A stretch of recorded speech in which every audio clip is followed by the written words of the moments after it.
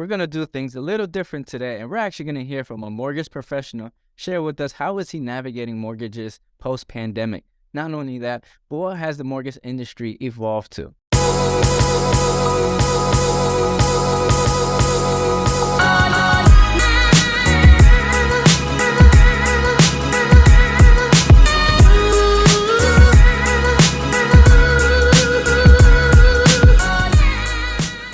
What's up, family? It's Roney Polynice here. If this is your first time on this channel, welcome. If not, welcome back. And while I have your attention, make sure to hit the like, subscribe, the bell, so you're notified every time I do a video sharing with you exactly what it's like to live, eat, sleep, play, all in Raleigh, North Carolina.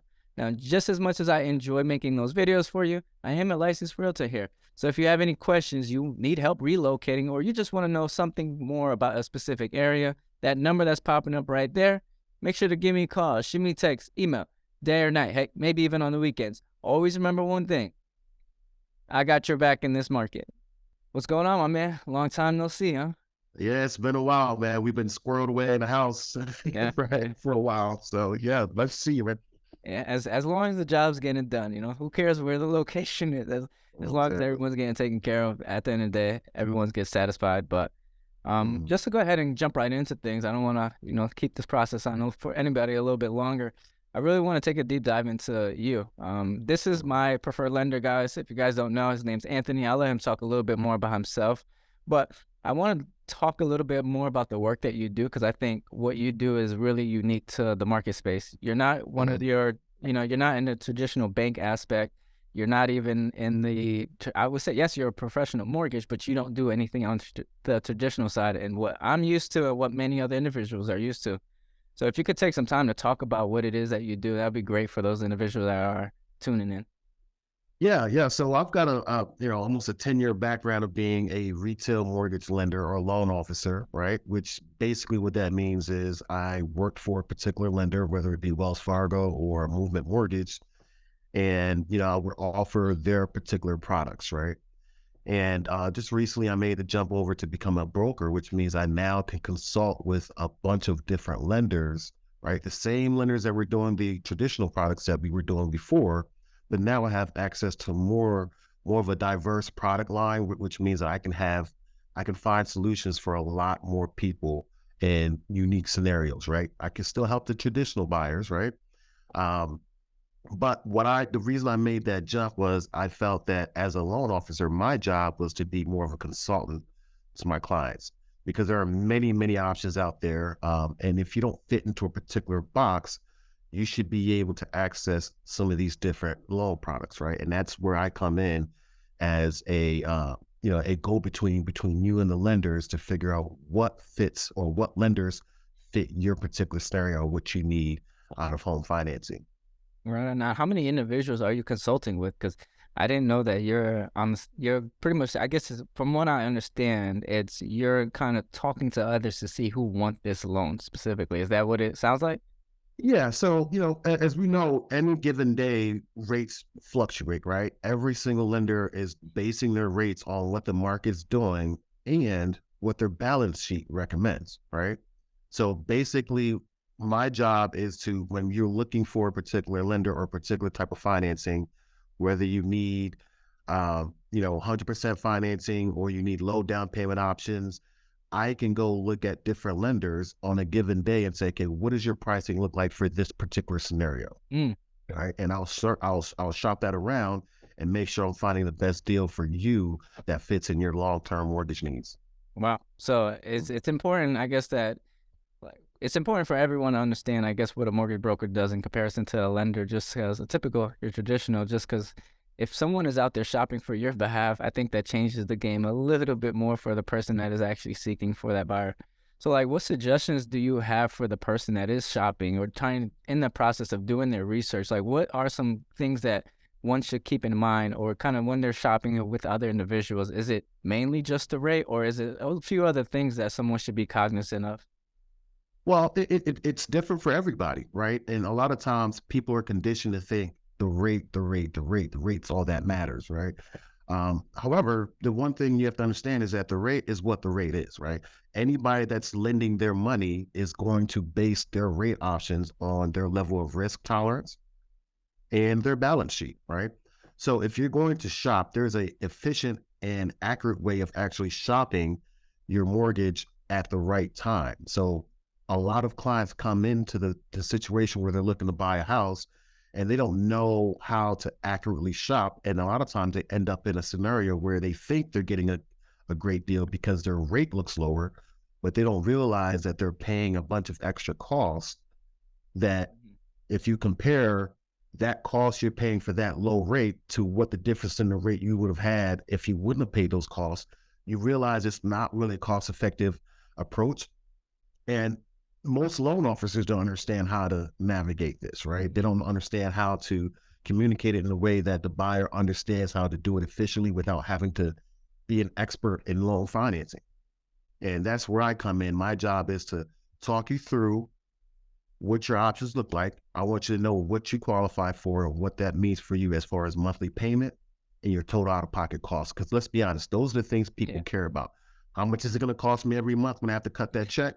And how much do you need to take out of my bank account at closing, right? Exactly. So, the rate is whatever the rate is. Obviously, you don't want to get into a scenario where you're taking a much higher rate, but nowadays that's less of a risk because there's so much regulation from what happened back in the '09, right? There's so much regulation. So most lenders are going to be within a certain range. And when you realize the difference in payment from say a 5.5 to a 6%, your condition is say 6%, it's going to be a big jump. When in reality, it could be $65 a month, right? And if you're paying $2,000 a month or $1,800, an extra $65 isn't really a major impact to you for a lot of people. And a lot of people start thinking, okay, well, if you're looking at over 30 years, then yes, it adds up. And you're absolutely right, it does. Yeah. But I'd say 7 out of 10 people that buy a mortgage today will be out of that mortgage in the next 3 years. Yeah. So it doesn't matter how much money you would lose over 30 years, you're going to be in the mortgage for a very short period of time. So that's when you look at the client and say, what is your long-term goal? What are you going to be doing in 5 years, right? Where are we at in the market as far as rates? Are we in a portion of the market where we believe the rates are going to come down the next 2 years, or are they going to go up? If they're going to come down, odds are you will be refinancing. So it doesn't matter what that 30-year difference looks like, you'll be out of that mortgage in 2 to 3 years. Yeah. So I say all of that to say, if you're shopping, it's important that you talk with somebody to explain how to shop accurately. Right? Because there's a lot of fluff on these loan sheets that don't really matter, don't really make a difference. And people, you get bogged down looking at every single line item. And where I come in as a consultant, I say, okay, ignore all this, focus on this number, focus on that number, and compare. And it makes it very easy, but you have to have someone with some expertise show you how to do that.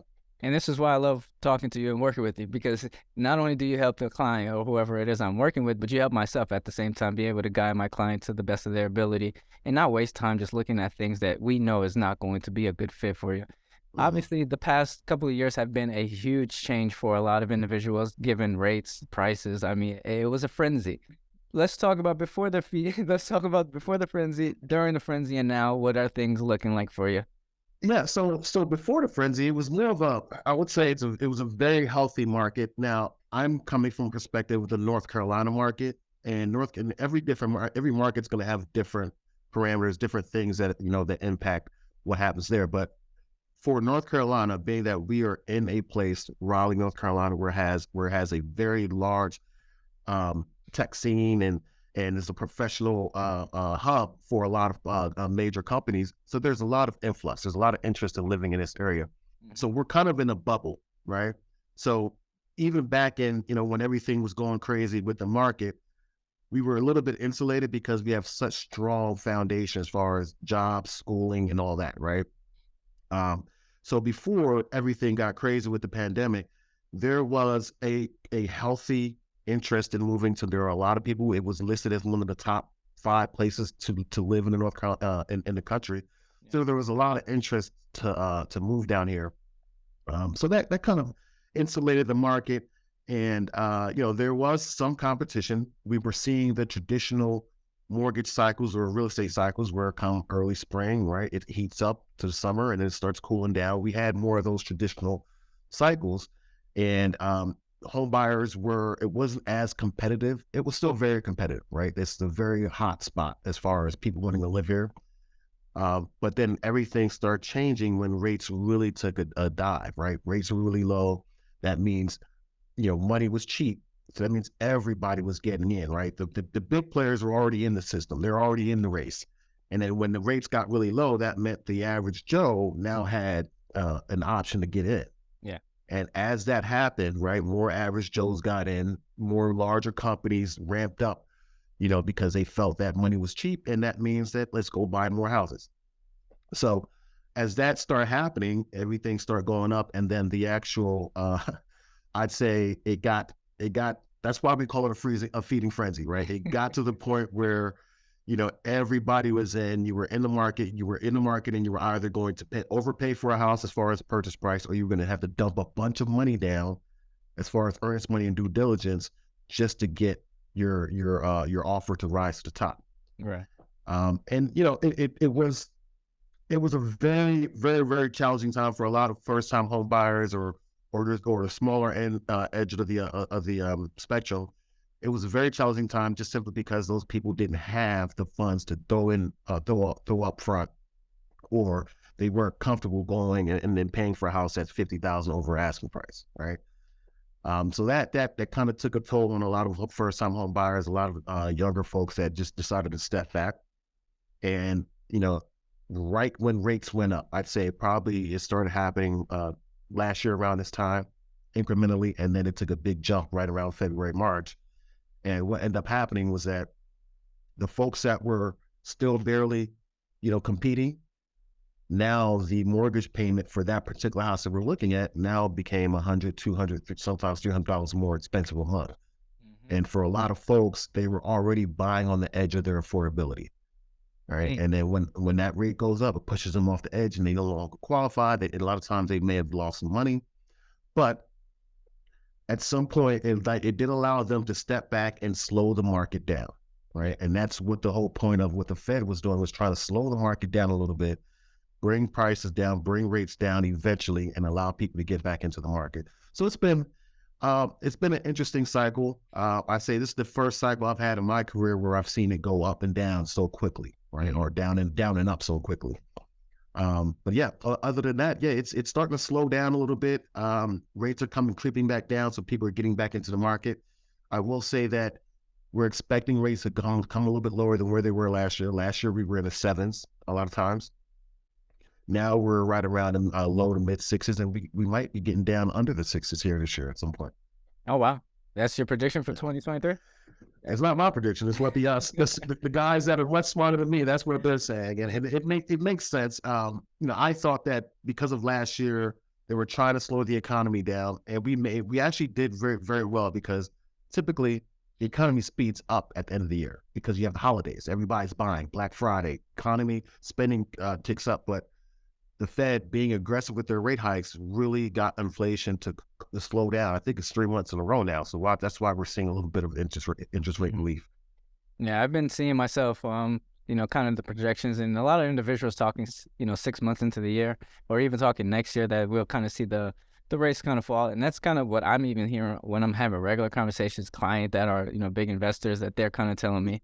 Because I always like to hear what other people have to say. Again, there's not a crystal ball out there. And I always say, if there is one, please share it with me. I'll pay top dollar for it, because that will give me the edge that I need in this market.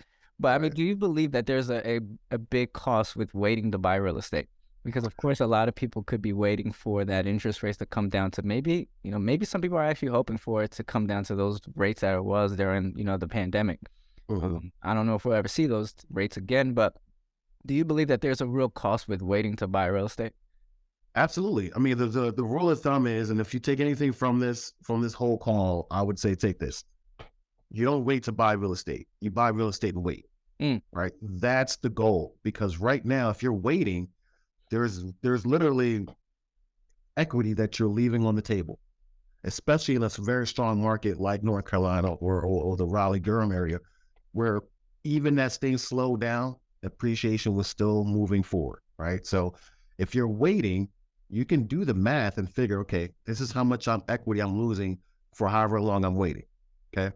You also account for the money that you're paying to live somewhere that is also not doing anything for you. Right. Now, I don't say you're throwing the money away because you have to live somewhere. Yeah. Right. There's a cost for you to shelter yourself. Right. It's just that you're not maximizing the potential if you're just renting. Okay. So yeah, there's a true real cost to waiting.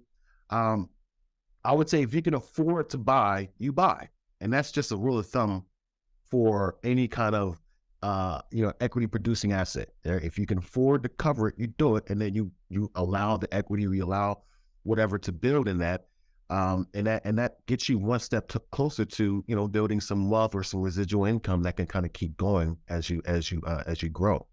Yeah.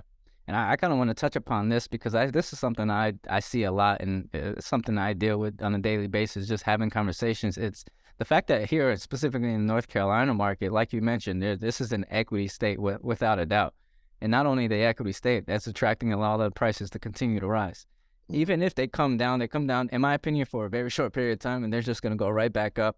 And the interesting part about this entire scenario, though, is the fact that rents are rising as well. And I think rents are rising way faster than they need to be, nonetheless, but faster than at least the appreciation of the home prices as well. And then you can't forget, we don't know what's going to happen with rates. So that's, I think, the biggest cost that a lot of people have in this. And a lot of people are in this situation right now. They're having a tough time with putting those funds away. As you mentioned, you got to shelter yourself, which is completely understandable. But for those individuals that are like, all right, I want to purchase, however, rent is increasing and the prices of the homes are increasing. It's like a double entendre that no one really has a place of safety to put those funds away. So do you guys at Nexa, am I saying that correctly? Mm-hmm. Do you guys at Nexa have anything to help those individuals that may be in a situation where rents are rising and they can't really put aside a safety net for them to be able to purchase that home? Right. Yeah. So yeah, and it's crazy you say that because rents just in the Raleigh area have gone up 30%. Right, and that's a huge jump for a lot of folks. It is slowing down a little bit, but it's still.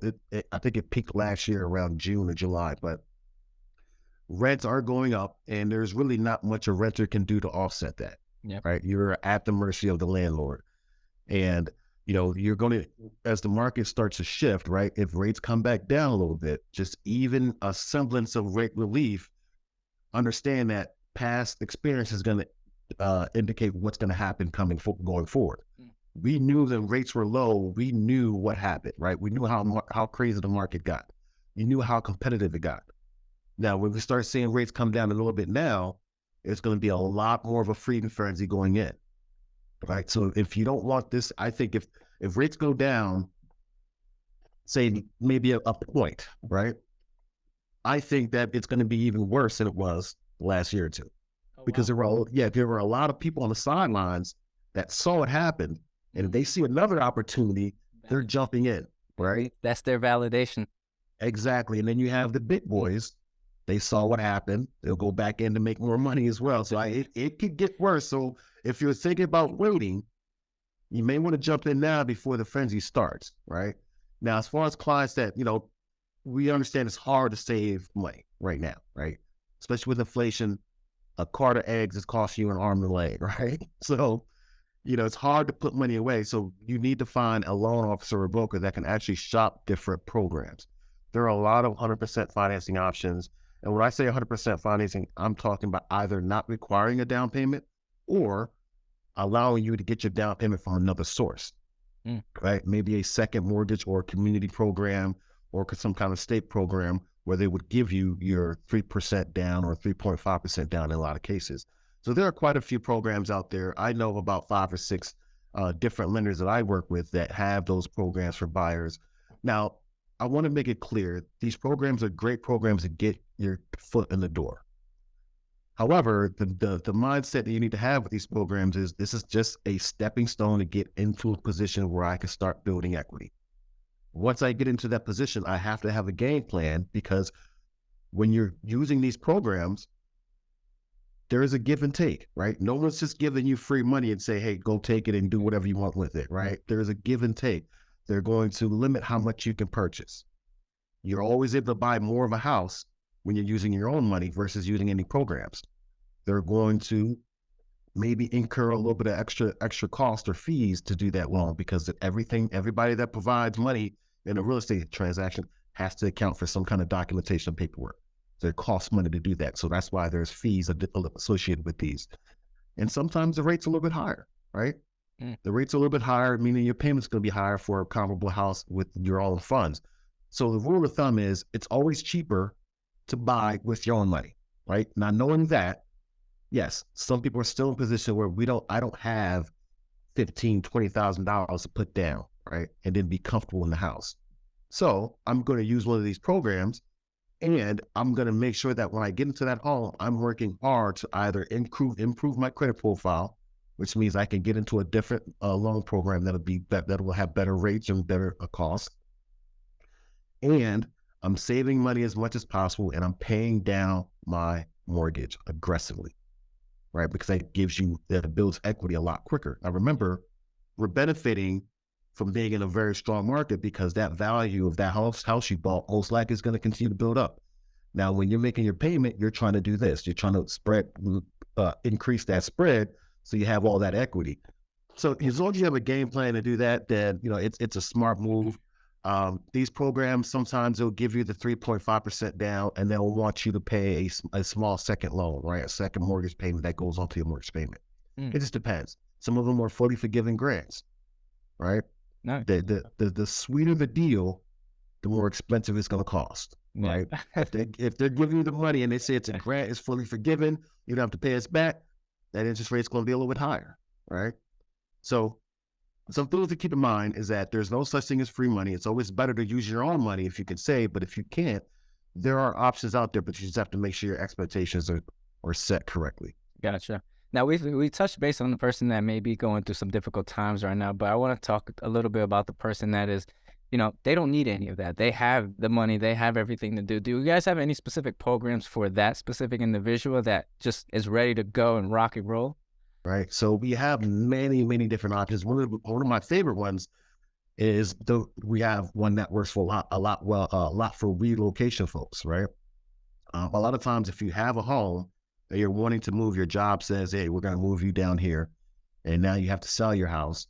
A lot of times folks can't cover both mortgages, right? Traditionally, if you don't sell your old house before you close on your new house, you have to show that you can carry both of those mortgages, right? And with this new mortgage being a little bit higher because it's most likely at an interest rate or a higher interest rate, you're going to have a very heavy debt load. And a lot of folks that pushes them over the qualifying. So now they have to sell their house prior to close, which is a lot more stressful than you would if you could do it after. Oh yeah, trust me. Right. Yeah. So, we have options for folks that if you have a strong equity position, if you've been in your house for 5 years and you've got 20-30% equity, we won't have to count that against you. So that means that you can go put an offer in that's not contingent. Your offer says we don't have to sell property to close on this property, right? That makes your offer stronger in the eyes of that listing agent. Much. Yeah. And it's a lot easier to qualify, right? So you don't have to stress yourself out of trying to buy a house and sell a house at the same time. It's possible. People do it a lot, but I'm sure if you ask them, they'll say, if I could avoid that, I would, right? It's very stressful. Yeah. So we've got a bunch of different products, and that's the great part about being a broker is that I'm learning about new products every day. We have over 200 lenders, right? I like to keep it, a short list because my thing is service, and not everybody leads with service, right? But I'm learning new products every single day, and they're coming out with different guidelines and changing their guidelines. So it's an ever-changing environment, and you need someone that's going to actually be able to kind of navigate that and keep you up to date with what's coming.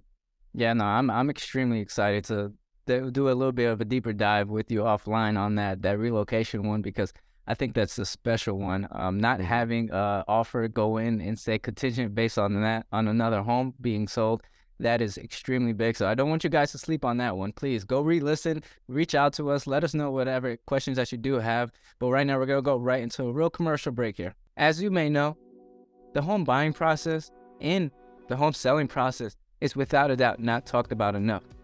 And for those reasons, we will be hosting a few homebuyer seminars and seller seminars that you can attend to get additional information.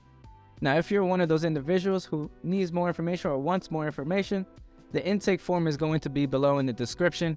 Please be sure to fill one of those out, as these rooms will be limited. It will be small and personal so that we can hear from everyone and be able to help and give the information provided to that individual that is seeking for it. Welcome back. And just before we cut things off, just to kind of bring up to speed with everybody what was discussed, it was a little bit about the lenders and, just having that conversation about the lenders. And I know it could be really tough to have that conversation with certain individuals, certain lenders, especially after seeing what happened in '08. I know that scarred a lot of individuals. So obviously, when shopping, everyone wants to make sure they're doing the right thing. So in terms of selecting one, what kind of ideas or what kind of pinpoints can you help somebody with, even looking at things from a traditional lender and you being a broker? What are some of the things that individuals should understand or at least keep in mind or take into account or take into consideration when doing that research? So make sure that they are making that best decision. Now, of course, I will say, you being here with me, guys, he's covered. I already did my due diligence for you all, but I want him to speak on, certain things that you guys can go ahead and take a look at and make sure it's a good thing for you to see or not see, or, weigh out the pros and cons to it all. Yeah, absolutely. So it's super important for you to choose the right lender, right? And not only did we talk about earlier about how to efficiently shop for a lender, there's two things you want to look for, right? You look for numbers and you look for service and feel, right? If you don't trust the person that you're talking to, it doesn't matter what the numbers look like, right?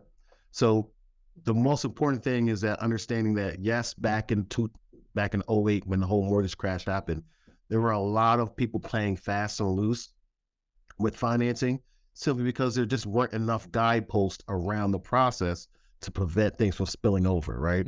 And what happened, obviously, people were getting into loans that they technically should have not been qualified for.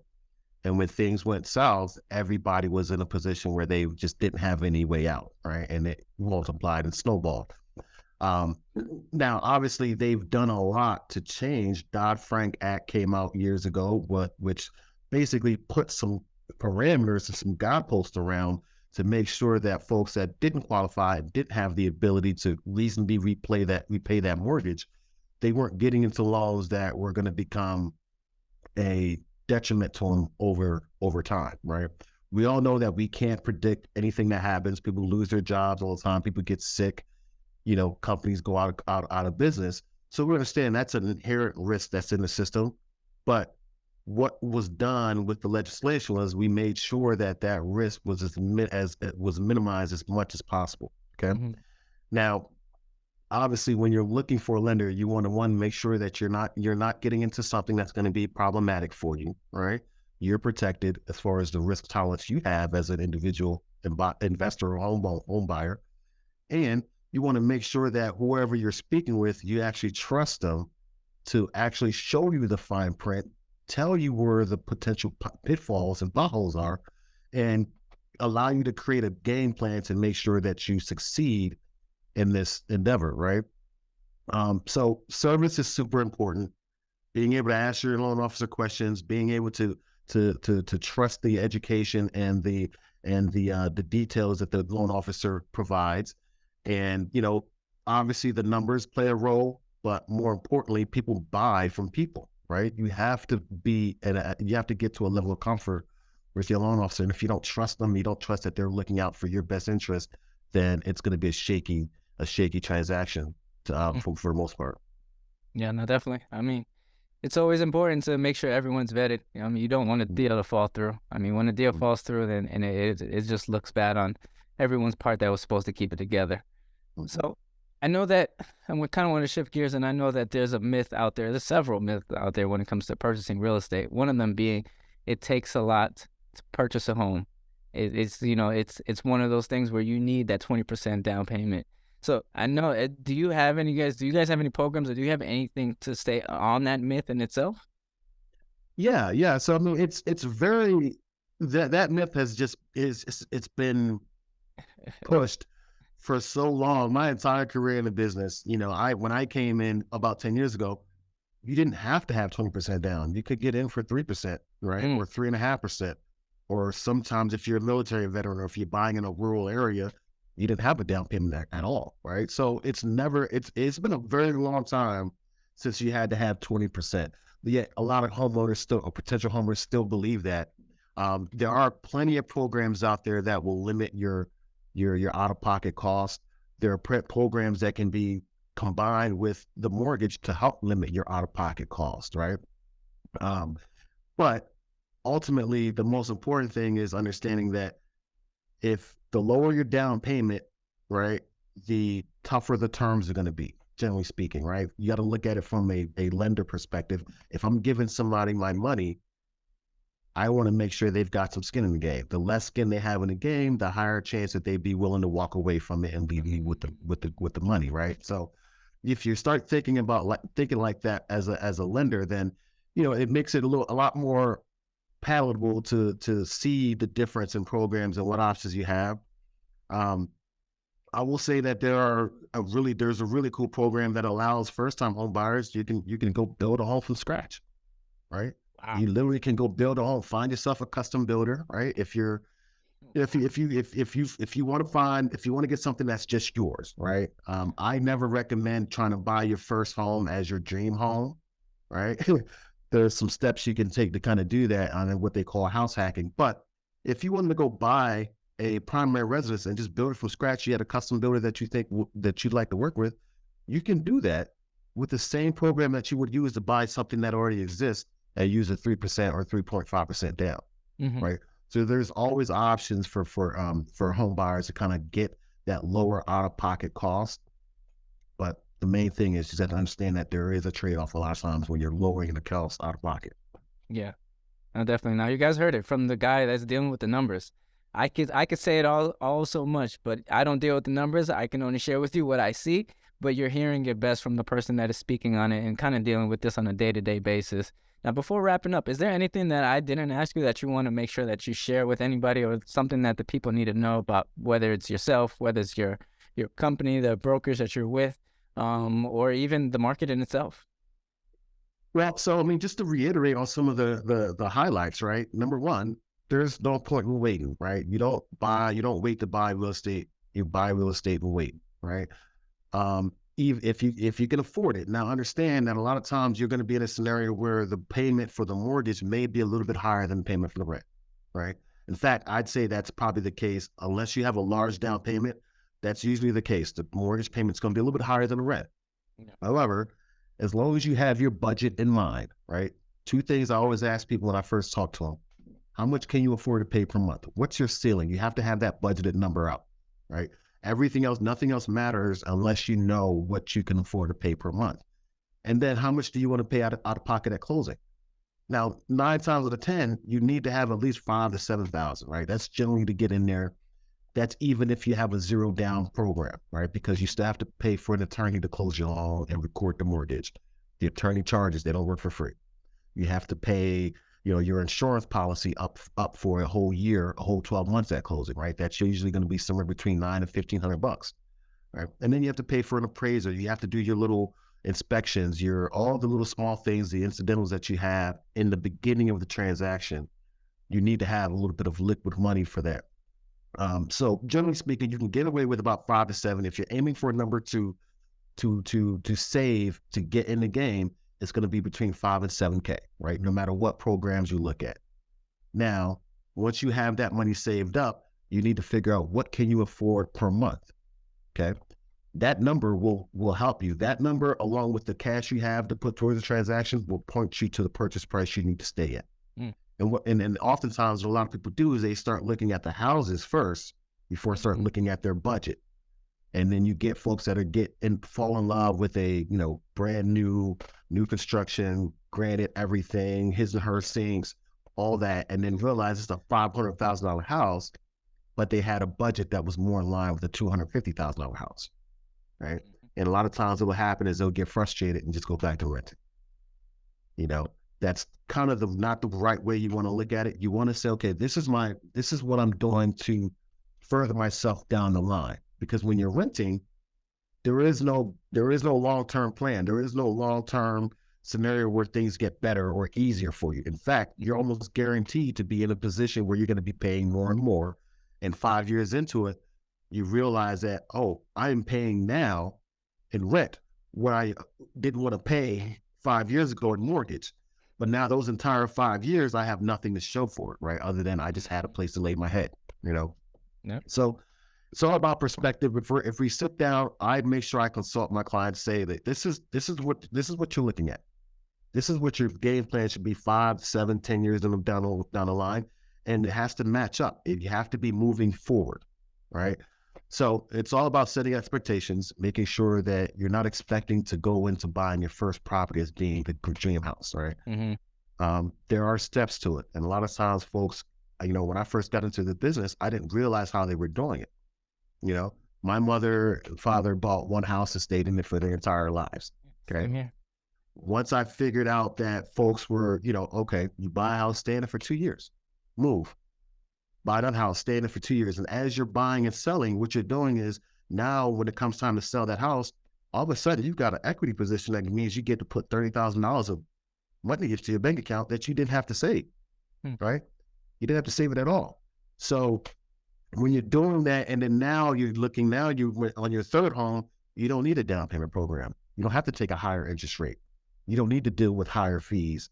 You now have a down payment that now allows you to snowball that equity grab. And then next thing you know, you got 4 or 5 homes, or you bought and sold 4 or 5 homes. Your last home is your dream house. You're putting half the mortgage down, right? You have a very low mortgage payment if you have one at all. And now you get to live in comfort in the house that you really want, right? Instead of trying to force yourself to do it and put yourself in a financially strained position right out the gate. So that's one of the main things. I like to make sure folks understand that, because that's the one thing I'd say they don't realize when they come sit down with the loan officer is just, okay, this is how much it looks. And the house I thought I was in love with may cost more than I'm willing to pay per month. Right. Then you guys heard it. So if there's a best way for you guys to plan, it sounds like speaking to Anthony is going to be your best option. What's the best way for them to reach out to you? Well, yeah, you can always reach out. My cell number is 919-717-9068. That will get you directly to me, not an assistant. I talk to my clients. I talk to all of my clients, directly. And you could always email me, agallop@nexamortgage.com, or you can follow me on Instagram, Gallup Mortgage Team. And yeah. Or you can get in contact with this guy and he'll make sure you get to me. One way or another, we'll get to you. I'll actually add all your contact information as well in the description below. So for anybody that's watching and didn't hear anything or didn't really pay attention there, that is perfectly fine. Just look in the description below and you should see all that information there. But with that being said, Anthony, I appreciate you for taking the time to meet with us today and share your wealth of knowledge when it comes to everything that's going on the financing side for real estate. I appreciate you for, again, taking that time. Thank you. Absolutely. My pleasure. You guys have a good one. So essentially, this is what's happening in North Carolina. And we have found that utilizing different programs and be able to strategize with each individual has been extremely helpful in helping everyone achieve their goal of home ownership. Now, if you're one of those individuals who just needs a new plan, who needs to strategize, or maybe you're just someone who just needs help relocating to the Raleigh, North Carolina area, that number that's popping up right there, make sure to give me a call, shoot me a text, email, day or night, heck, maybe even on the weekends. Always remember one thing. I got your back in this market.